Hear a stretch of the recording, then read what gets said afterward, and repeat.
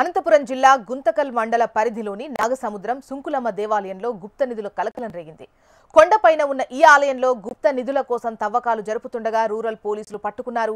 వారి వద్ద నుంచి అత్యాధునిక తవ్వకాల పరికరాలు, మట్టికుండ, పురాతన కాలానికి చెందిన 2 చిన్న ఉంగరాలు, నాగపడగల ప్రతిమ, సీసపు చిన్న కడ్డీలను స్వాధీనం చేసుకున్నట్లుగా తెలుస్తోంది.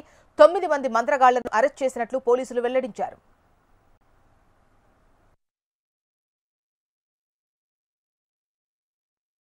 మహేంద్ర అనే వ్యక్తి ఇంకో నలుగురిని వేసుకొని హైదరాబాద్కి వచ్చారు. హైదరాబాద్ నుంచి ఈ ఏరియాకి వచ్చారు. ఈ ఏరియాకి వచ్చి పర్టికులర్గా ఇలాంటి పురాతన areas, temples, near by surroundings areas, ఇలాంటి ఏరియాస్ అన్ని అక్కడ ఏమైనా దొరకచ్చేమో అది ఇది అనేసి వీళ్ళు స్టార్ట్ చేశారు ఈ ప్రొసీజర్. ఇక్కడ వీళ్ళు మోడర్న్ టెక్నాలజీని యూజ్ చేస్తున్నారు. పర్టికులర్గా మీరు ఇందాక చూడొచ్చు, మెటల్ డిటెక్టర్స్ని వీళ్ళు కొన్నారు. ఎక్కడి నుంచి కొన్నారంటే గోల్డ్ ఎక్స్ట్రా డిటెక్టర్స్ హైదరాబాద్ మెహదీపట్నంలో ఉంది. సో అక్కడి నుంచి వీళ్ళు కొన్నారు. సో అది మేము ఇంకా వెరిఫై చేస్తున్నాము. అంటే వితౌట్ లైసెన్స్ అవి తీసుకోవచ్చా లేదా అన్నది మేము ఇంకా ఇన్వెస్టిగేట్ చేస్తున్నాము. వాళ్ళు అక్కడి నుంచి కొని, ఇది జస్ట్ రీసెంట్గా కొన్నారు. ఒక 15 to 20 days బ్యాక్ వీళ్ళు గుత్తి ఫోర్ట్ కూడా వచ్చారు.